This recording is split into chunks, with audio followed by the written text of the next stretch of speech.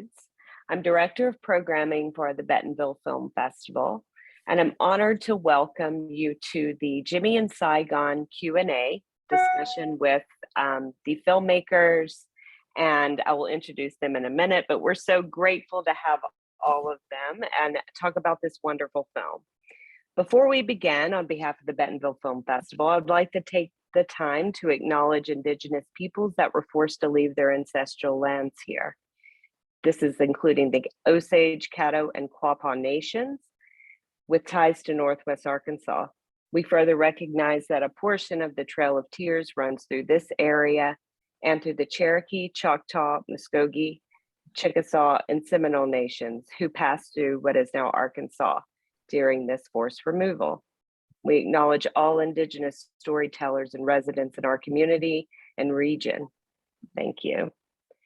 It's my honor and my privilege to welcome Peter McDowell, the director of Jimmy and Saigon, Dan Savage, the executive producer, and John McDowell, the composer.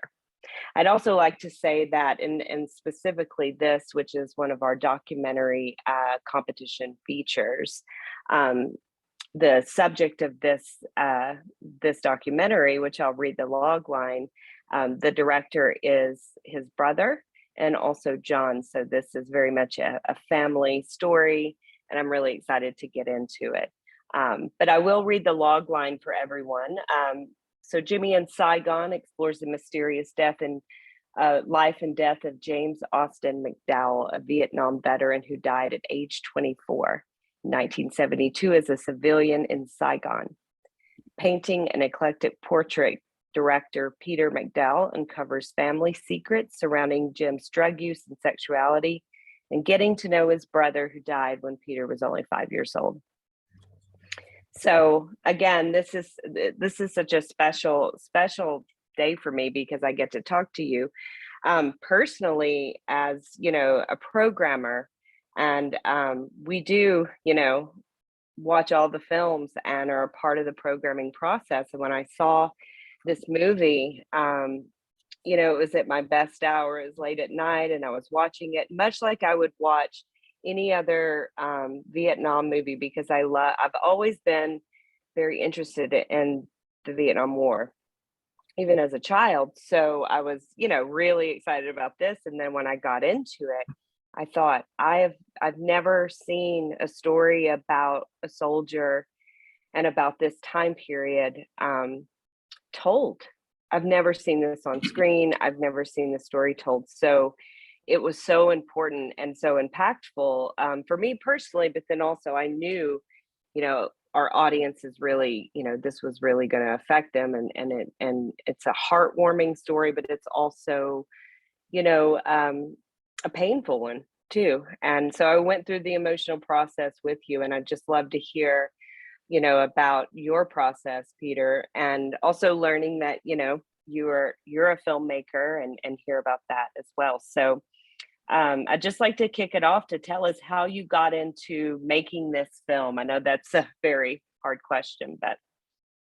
Well, thank you. Thank you so much for all those comments and your kind words. This is a very special time. It's a special month, June of 2022, because it's exactly 50 years after my brother's death. So he died on June 6, 1972. So I know people really respond to these anniversaries, and you think like, my gosh, what has happened over the last 50 years? So much. And, you know, when he died, I was 5 years old, as you mentioned.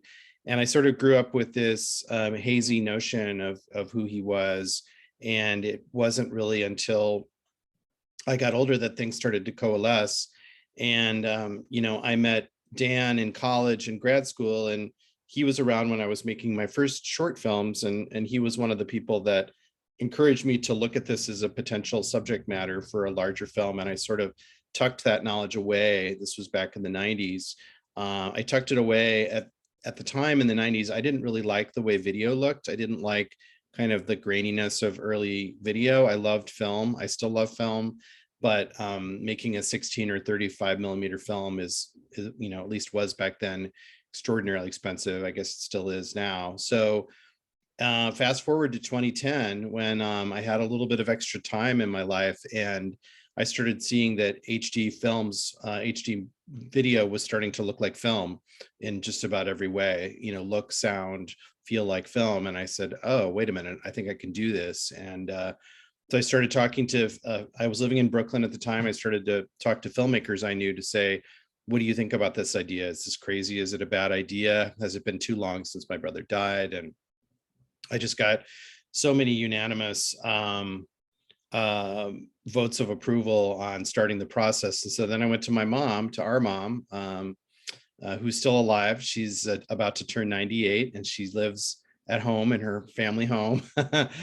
She's a force of nature and she's amazing. So I turned to her about 12 years ago and I said, I want to do this thing. I called it an oral history project at that point. I don't think I wasn't trying to pull the wool over anyone's eyes, but I just said, I want to document what's going on, and or what happened to Jimmy.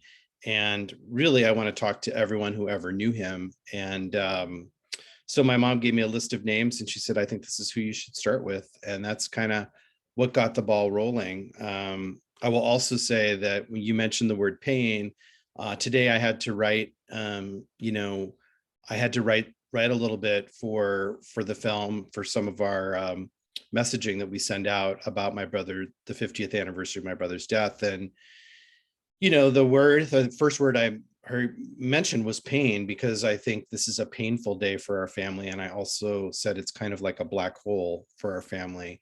And that, the positive, hopeful side of it is that I think our family is close, and I think we're closer than ever now, which is great. We can't have him back, and we can't get over that pain. And I honestly didn't know him that well. That's one of the reasons why I wanted to make the film, but I saw the grief in my parents and in my brothers and sisters and wanted to explore that. Yeah, because you really, as an audience member, you sort of go through this discovery of your brother with you.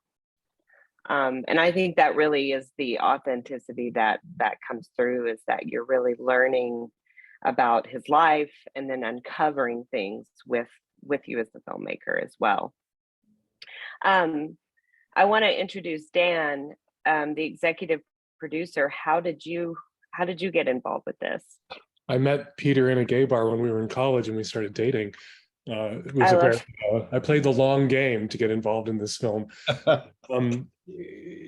Peter told me this story when we first began seeing each other. And, from my perspective now, being a little older and wiser than I was when Peter first met me, the silence in his family, like the grief in his family, was something that Peter respected by not asking too many questions, by not going there. And I was from a family of sort of like photonegative opposite Irish Catholics. Like Peter's family kind of bottled things up. In my family, there was nothing we didn't vomit up at the dinner table, including F-bombs. I went to, the first time I met Peter's family was at an Easter dinner, and I said, fuck, at the table. And Peter stabbed me in the leg with a fork. And when Peter told me this story about his brother, I thought, I did think, I was in theater then, doing theater then, and I thought it was a story that needed to be told, and kind of my, the whole gay experience is around saying something out loud that people don't want you to say out loud, and telling a truth or sharing a narrative about yourself with your family that your family initially isn't going to be comfortable with. But the gay experience often is, when you force that conversation on your family, in the end, it improves your relationships. In the end, they're grateful for your having come out to them. And that's what I've seen with Peter over the decades that I've known him. And the creation of this film is that Peter, in a way, began to talk about something that his parents or his family had sort of agreed not to talk about too much because it was too painful. And in the end, there's, I think, gratitude for that conversation, getting past that grief. And, when I watch the film, what I see is Peter giving the gift of Jimmy back to his mom and family and siblings. And I find it very, very moving, and very much a queer film for that reason, for the parallels between that, like conversation about gayness and that conversation about Right, grief or absence or loss that this film is also about. right. Thank you for that. And John, the composer of the film, who's also a brother, tell us about how you got involved in the project as well. Well, I got a call from Peter, and thanks a lot, Ashley, for doing this, by the way. And he said, "Do you want to score the film?" And of course, I knew I had to say yes, regardless. Not that I didn't want to, but it had the unusual situation that it was my brother. I was, I'd be seeing scoring my, my dead brother. So it took me a while to get to the point I could kind of rally and face that every day. I have to be honest, and I think it was kind of my own cathartic experience. I really remember when I started finding the first threads of the music and getting excited about it, and then who knows? I mean, there was certain times I'm writing and I felt like someone was over my shoulder saying, like, do something that other brother Andy would like, do something with a lot of organ and guitar. And I thought, yes, let's get this, let's do it, and let's do a good job. So for many levels, it was interesting. Usually, when I'm scoring, you have a distance, and it was that's the point. At first I didn't, but I think I was trying to really identify the subject and the times in music, and as I always say, that you're telling a story and the music is helping telling the story.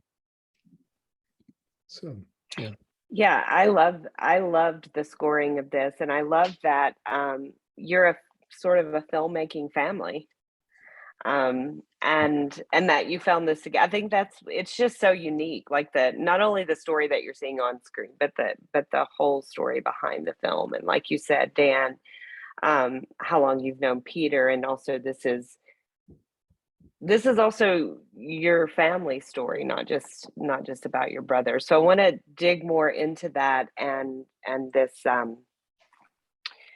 the subject, Jimmy, and how much ever you want to talk about that. But like I said, I remember a moment in the film when you meet the family of the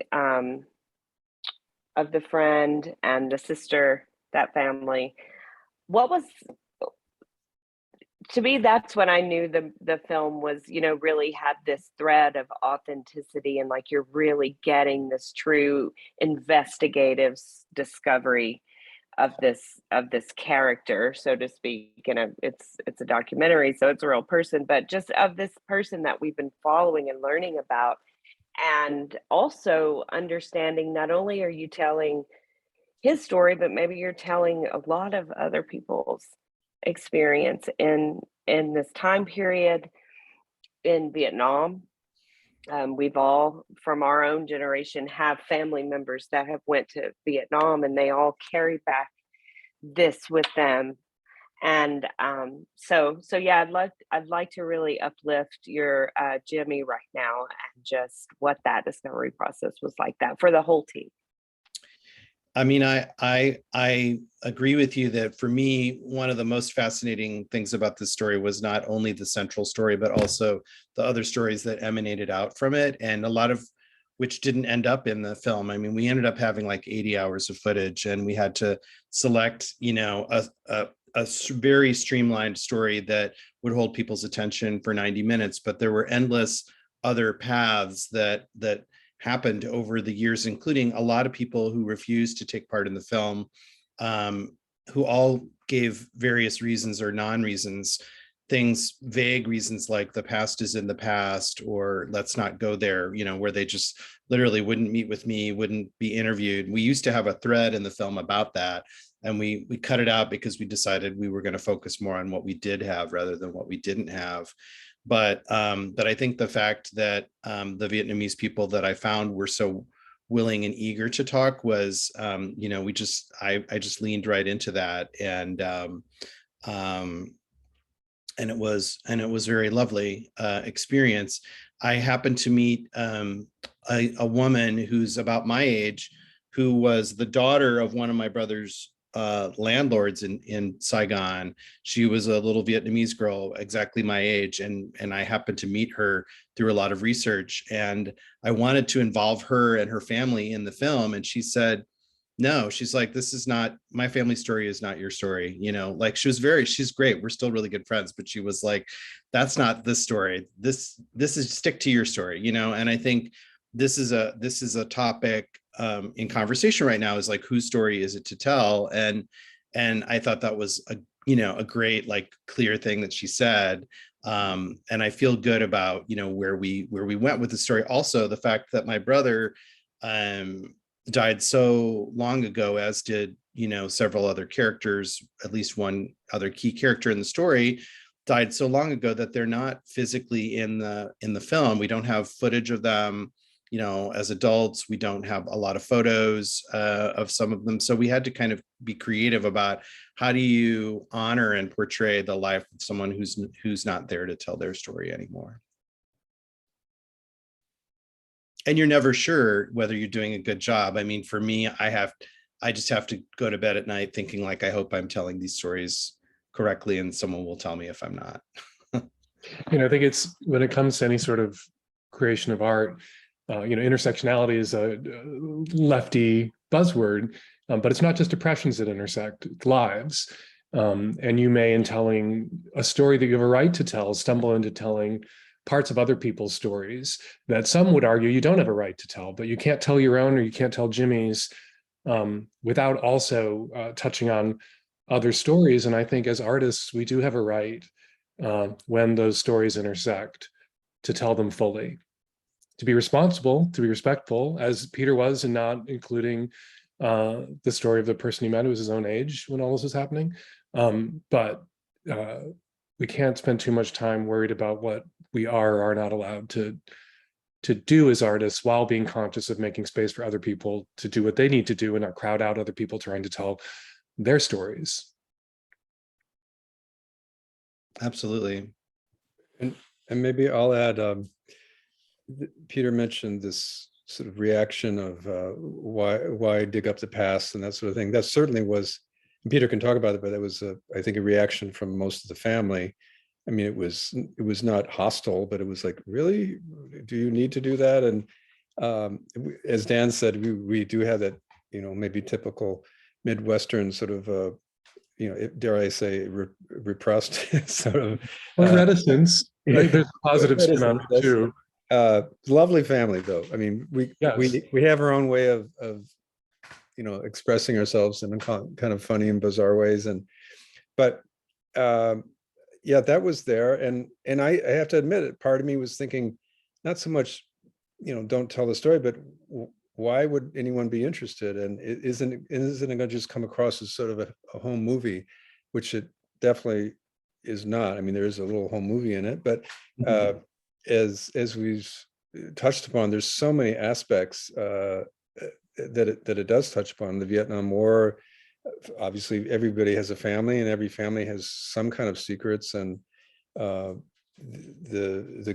gay meme in the story, and just, it is kind of a detective story. So it is sort of in one sense, an elegy, but it's also, I think, more than that. It's as Peter has said, it's a celebration, and with many curious aspects. So I'm really proud of how it came to be. And just lastly, I was going to say, a friend of mine watched it, and he said, "Where did Peter get that great storytelling?" And I answered, I think Peter, at age 16, had already seen something like 70 operas. I mean, he's an opera buff. He was an opera star at boy soprano, and when he was young. And I think, an opera is a story, and they're not all super sentimental. They have deep themes and deep subjects, and it's sort of an opera in its sense. On that subject, I've often said, when I'm talking about this film, that my two great loves, performance-wise, are film and opera, and I see them being sort of similar in the sense that they both are a combination of many, many things together, of visual, music, drama, And when we took the film to our sound mixer, he said something that knocked my socks off. He said, your film is about 70% music, right? And I said, no, I really had no idea. And then John told me when he was composing, he's like, that this is about twice as much music that I usually write for any film. And I was like, really? So I a lot of happiness and pride welled up in me when I realized, how much music was in this film, because music is so important to me, and music was so important to Jimmy. And that's something we also tried to balance out, because we probably would have filled the movie with many popular songs from the 60s, late 60s, maybe early 70s, but that gets a little expensive. So we just chose a few that we thought represented the moment. And, I have to say, John, the music is beautiful, and those choices, every single one of them, Peter, and this speaks to your artistry, looks like a choice you made, not a choice that was imposed on you. So the selective use of the songs you licensed doesn't look like we couldn't get everything we wanted. It looks like you got everything you wanted. Yeah, no, it's good. Thank you. Well, thanks. But I do have to say, one of the consequences of dating Peter for so many years was seeing a lot of operas against my will. Not ever. I just want to put it out there that I'm not ever. That's good. Opera it can be torturous too. I get it. I liked Orpheus in the Underworld at Lyric Opera in Chicago, but that was really the only one. I like what you said, John, about the home movie aspect versus is it a universal story? And I think that is where the art of documentary happens, is when you can pick a very specific person that could be anybody in the world, right? I'm like, we're all unique, but this could, there was a lot of people that were soldiers. There's a lot of men in the late 60s that were not out. I mean, so there's a lot of people. And so I think the key is that you did tell a very personal story, but it's universal. I mean, and I think that's what draws me. That's what draws an audience. And I think that's really the art of it, is that you told a story that's historical, that is about a time and place. It's about people in the Midwest. It's about, people in the South are like that too. They're very dramatic, but they're also not about uncovering family secrets, and definitely not about making a film about them and creating this space for the world to now have a conversation.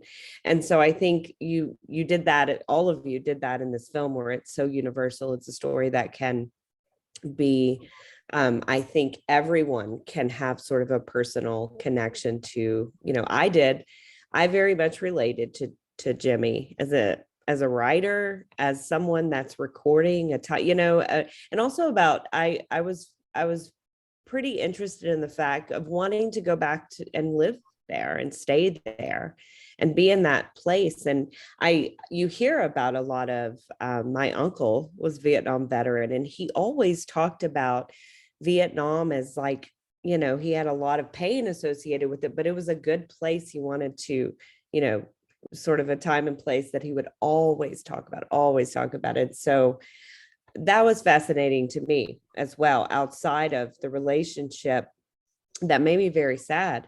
And that these two people had this friendship, and that they just want to be together and by each other. And so I guess also just that wanting to be in that time and place and feeling connected and feeling very passionate about where you are.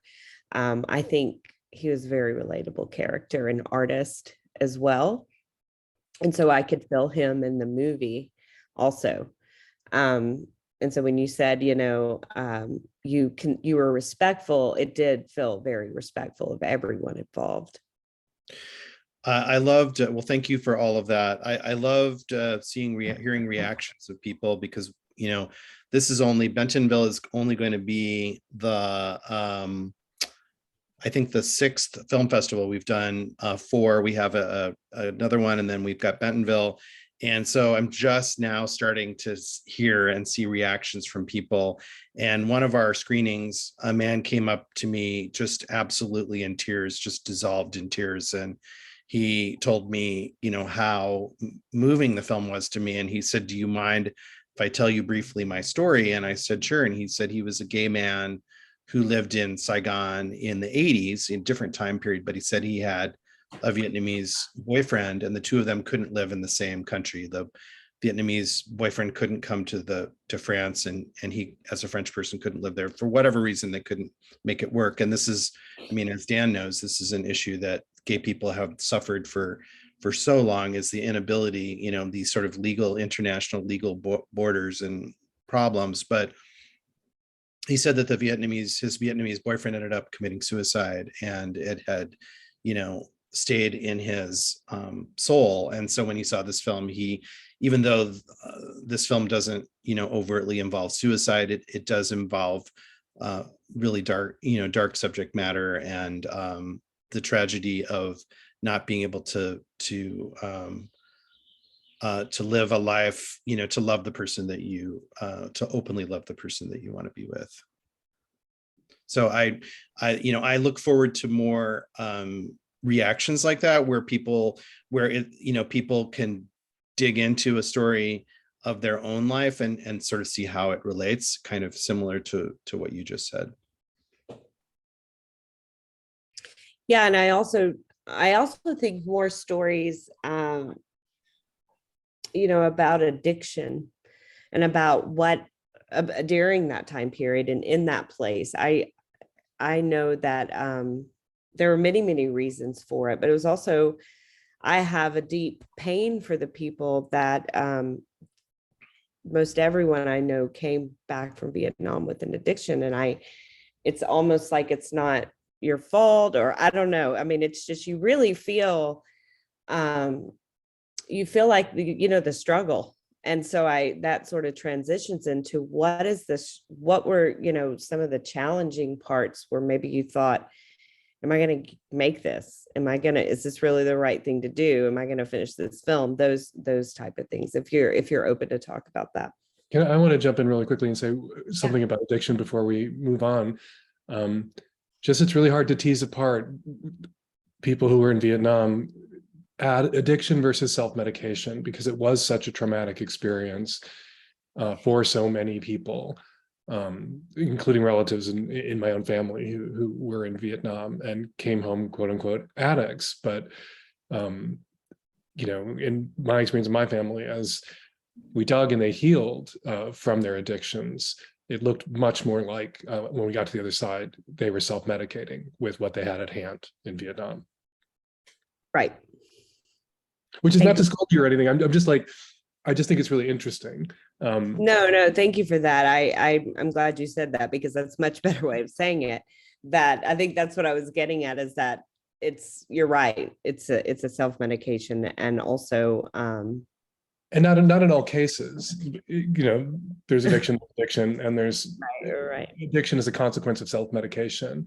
And yeah, it's really difficult to tease those two things apart.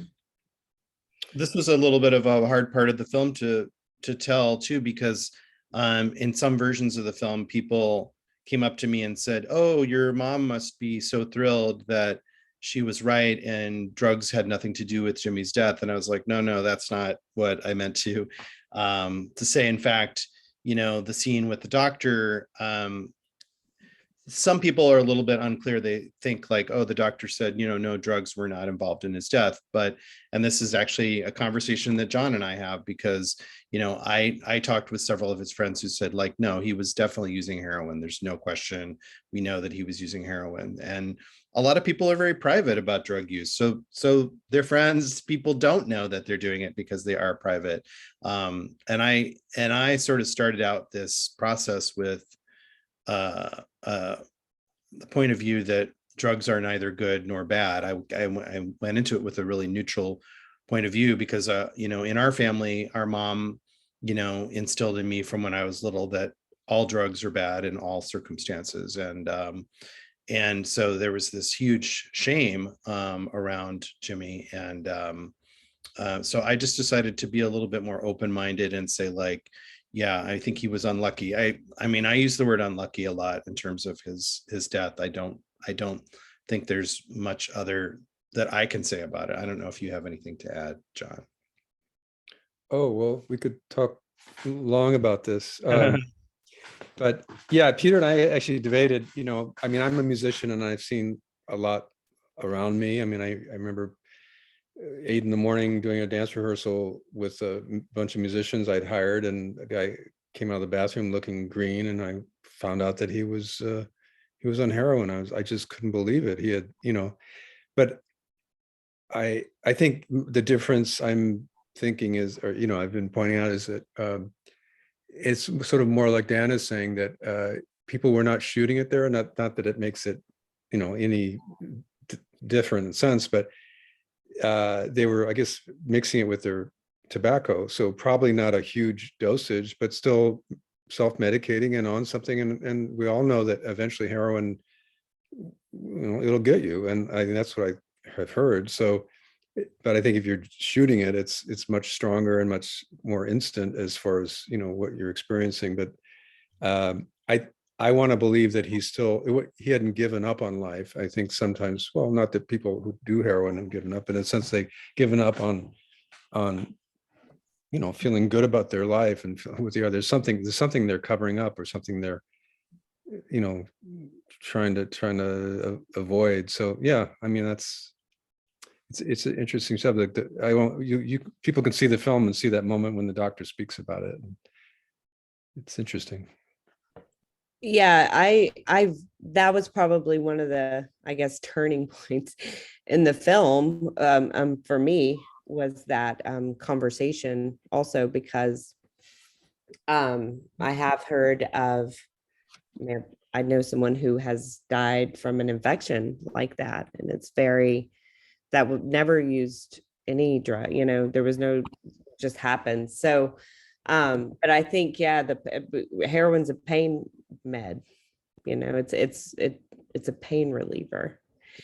And so I get what you're saying. It's it's medication, and sometimes it's a hard story and it's challenging. And that's what I really like about it, is also there is not sort of this overarching moral thing that you're supposed to learn. The moral there is not about right or wrong, and who's right and who's wrong, and who's sort of, it's about humanity and understanding the humans and understanding the personal story and how it's unique. Yes, but it's a story that a lot of people have also live and need to see, and also need to see themselves reflected. Every Q&A that we do with filmmakers, we go back to our mission of inclusion, and that we're here to make sure that the queer stories and the stories about that are not seen, and not the ones that that people are able to tell at the time, are showcased and spotlighted, and the feature films, not the ones in the niche categories, but the main stage films, and the ones that are the, really at the forefront. So that is a very important, and that's why, this film is here, is because it is Jimmy, and we're all underrepresented, and the story needs to be told, and underrepresented in media. So again, that's going back to the Gina Davis Institute. That's how it all began, and that's why the film festival began. And so we're pleased as programmers to see more and more of these stories coming, and making sure that they're getting out there, and they're getting also that the masses see it. I really hope that this is on a streaming or in a theater. I personally do, because I want to say, hey, you need to go to Netflix or whatever. I don't want to anything out there and watch this movie. So but I want to ask you, personally, maybe it's about this film, maybe it's about a childhood, something that, or in your career, but we have our, what we say, see it, be it moments. So for each of you, if you feel comfortable, when is a time in your career, in your life, when you had this see it, be it moment, which would be either you didn't see yourself represented and wanted to in art and media, or that you did and really were inspired, or maybe it was a movie or someone on TV, or maybe it was a filmmaker. But I would love to hear that from each of you if you would like to tell. Let's have Dan start with that one. Oh my gosh, Peter. Like a lot of gay people have a really complicated relationship with the play and the film Boys in the Band. I stumbled over a copy, a novel, a paperback copy of the script that was sold in the late 60s, 70s in a used bookstore when I was like 14 years old, 15 years old. And I read it. And, you know, there's a lot of, you know, lacerating. It's about a group of friends at a birthday party, and they just all get messed up and drunk and then lay into each other and tear each other apart. And it's very like bitchy, and it's gay men being terrible to each other. And a lot of gay people saw that film or saw that play. It was a huge hit, and thought it was, you know, problematic. And when I read it, I was like, oh, this is amazing. Because what I saw was being gay meant you could have friends and you could have lovers. And the message at the end of it wasn't, you know, gay people are so damaged. Look at how these guys all tore each other up all night. The message at the end was literally one of the characters saying, if we can only, I'm going to cry when I repeat it, if we can only learn not to hate ourselves quite so much. And I took away from that, that's my job. I'm going to not hate myself quite so much. And I'm going to be like these guys and have community and friends and birthday parties, but I'm not going to hate myself quite so much. And so I won't do so much damage to myself and, you know, my friends and lovers the way these guys are. And so that was really for me it, like standing in the back of a used bookstore in Chicago, reading Boys in the Band, and then flipping through some old copies of After Dark magazine, which if you're a gay man of a certain age, you'll know what I mean when I talk about After Dark magazine. It's about ballet dancers. Anyway, that was what it was for me. Peter, your turn. I was going to turn it over to John, but I'll give him a few more minutes to think. But, you know, I mean, I loved I'm so pleased that my editors and producers allowed me to include the section about the movie Hair in Jimmy and Saigon, because that was a big influence to me, because it was sort of freewheeling, had some allusions to homosexuality in a very free way. I certainly related to that as a young person. I loved Church Song Trilogy by Harvey Fierstein, which really opened things up for me, as did the works of Armistead Maupin. And, you know, I have the letter that Michael Mouse writes to his mom, to his parents, where he comes out. I have a poster of that I bought at a garage sale that Armistead Maupin was having in San Francisco when he was moving to London, and he had a whole stack of them. And I was like, okay, I'll buy that. Can you sign it? And he signed it. So, you know, this is a part of my background too. And, you know, when I was creating this film, I didn't think I was going to be such a big part or character, but my editors and my producers said, like, we have to contextualize. We have to find out who is Jimmy, who is Peter, and then kind of like, who is Ellen, who's my mom, who's the whole family, before people can really buy into the whole story and move forward. So those are some of my influences. And some of those I discovered, you know, with Dan. I think, you know, Tales of the City and Church Song Trilogy were big deals at that time. We're going to have dinner because, you know, my dream is to have Maupin. I mean, I read, you know, I know the Tales of the City from the 90s, you know, Yeah. and then had the new one. So I'll sometimes just go watch the whole thing. But then I read the whole series last summer. Yeah. Such time capsule.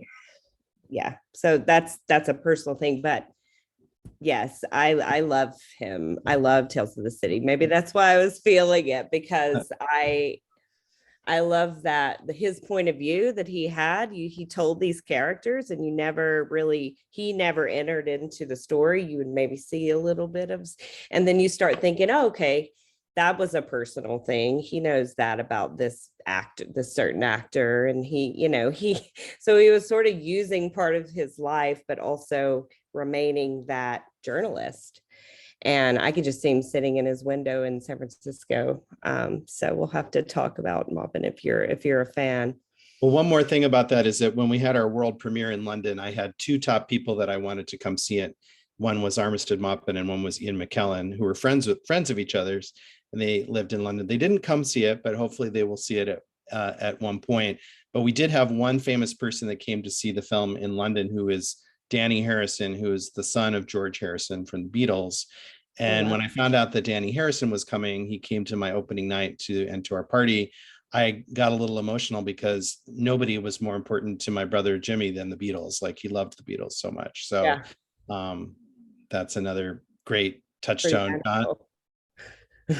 Don, do you want to add anything? Okay, well, I can tell my story. I'm, first of all, to preference, I'm heterosexual. But when I was 19, I moved to San Francisco, and I was going to music school and playing in bars with a singer. And we were playing at a gay club. And I remember on a break, I was sitting at the bar, and it was a man sitting a couple of chairs over. He said hi. And then I remember the look he gave me. And I felt like he was looking into me and, like through me. And something went on. And because, I grew up, as we say, in the Midwest.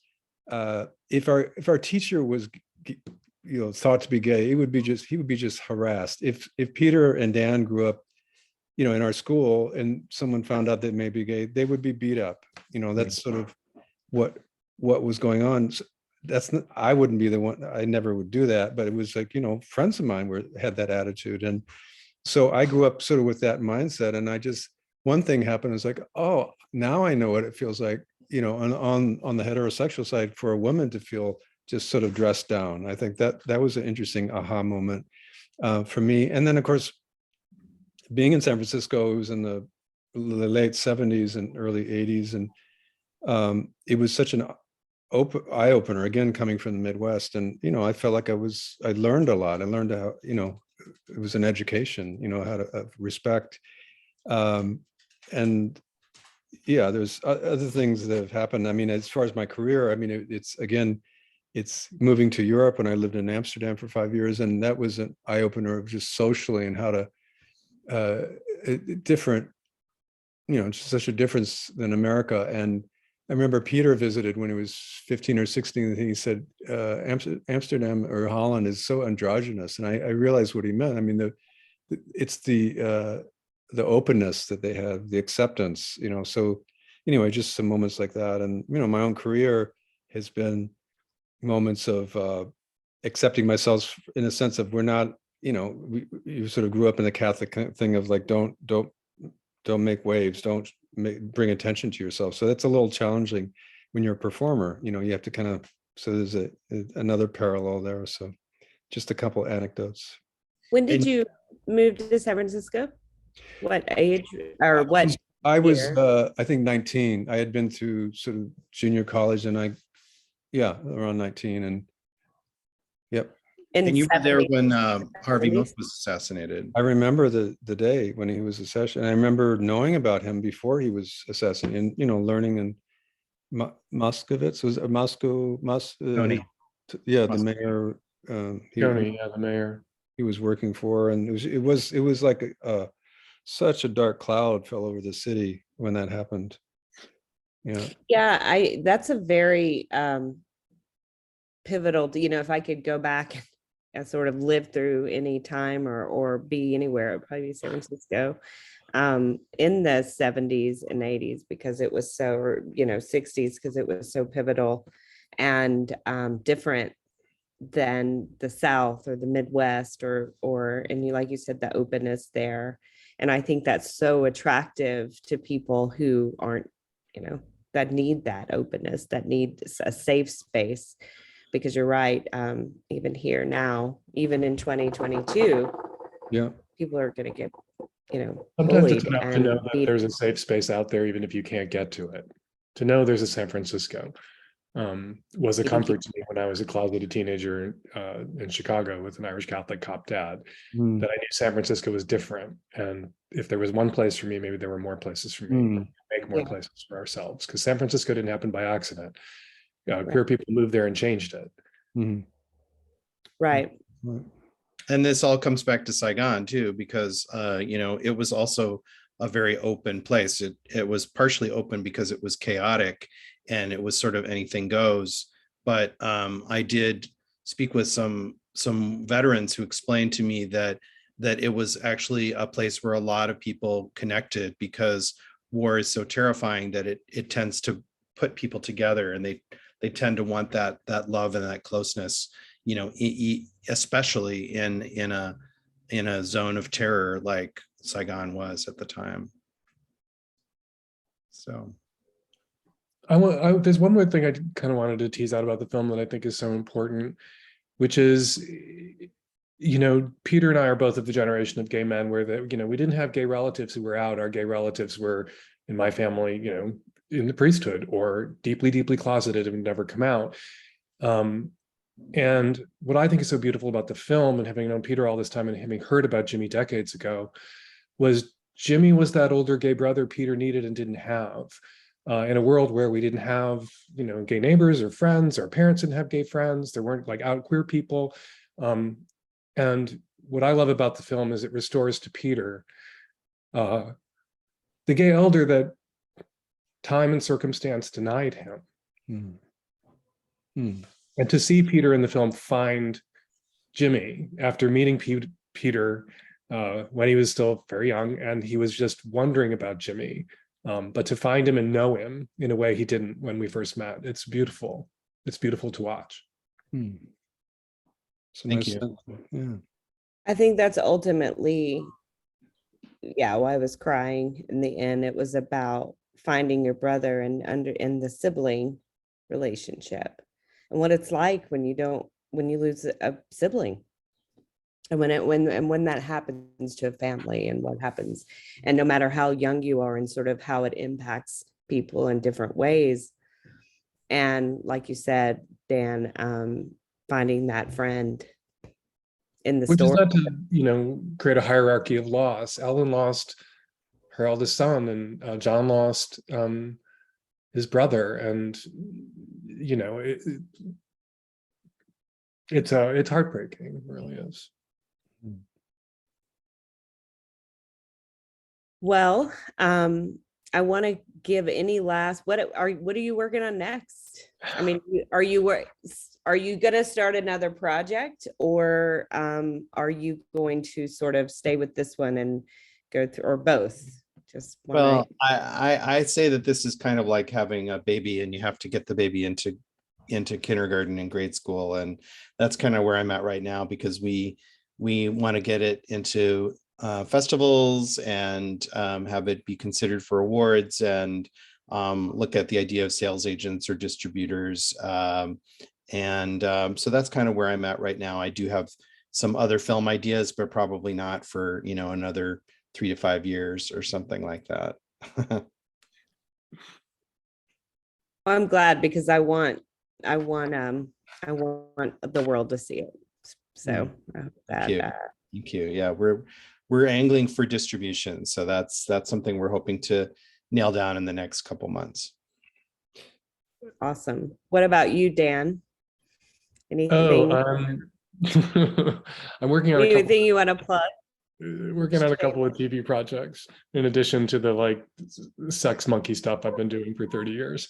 But it's very different, the thing I'm working on. It's about a Hanoverian princess, George III's youngest sibling. So hopefully I'm gonna Really? make that happen. Sounds like an opera. Yeah. It could be an opera. If I can't make it happen on television, I'm gonna do a theater piece about it. Maybe we can do it together. Yeah. I'm jostling 3 films, scoring, and sometimes I was wondering if some people thought this was my first, but I've done tons of films. This was sort of my career, but one of the films is just dear to my heart. It's actually Canadian man who went to Ukraine, just got back 2 weeks ago, and filmed all over at much risk to himself and his cameraman. And it's not so much about the bombs and explosions that you see on TV, but the people.